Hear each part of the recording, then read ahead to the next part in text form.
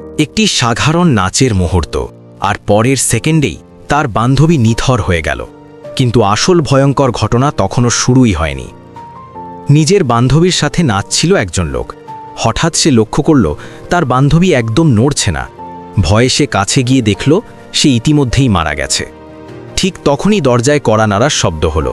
লোকটি আতঙ্কে কাঁপতে লাগল। যদি কেউ দেখে ফেলে তাহলে সবাই ভাববে সেই তাকে হত্যা করেছে। তাই আতঙ্কে সে এক অদ্ভুত আজ করল। সে মৃত বান্ধবীকে জড়িয়ে ধরে এমনভাবে দাঁড় করিয়ে রাখল যেন সে এখনও জীবিত। ঠিক তখনই তার বান্ধবীর সবচেয়ে ভালো বন্ধু ঘরে ঢুকে পড়ল। সে দেখে রেগে গেল, কারণ তার বন্ধু তাকে সম্পূর্ণ উপেক্ষা করছে।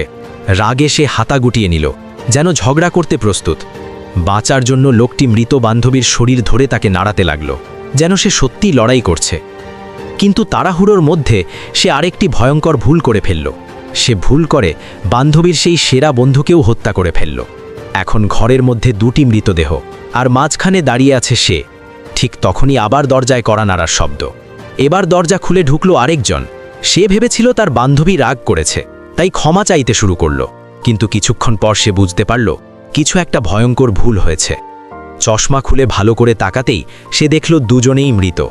এখন পরিস্থিতি আরও ভয়ঙ্কর, কারণ এই মুহূর্তে সেই নতুন আগন্তুকই হয়ে গেল প্রধান সন্দেহভাজন খুনি। ঠিক তখনই আবার দরজার বেল বেজে উঠল। এবার দরজা খুললে কি সত্যি বেরিয়ে আসবে আসল সত্য, নাকি শুরু হবে আরও বড় বিপর্যয়?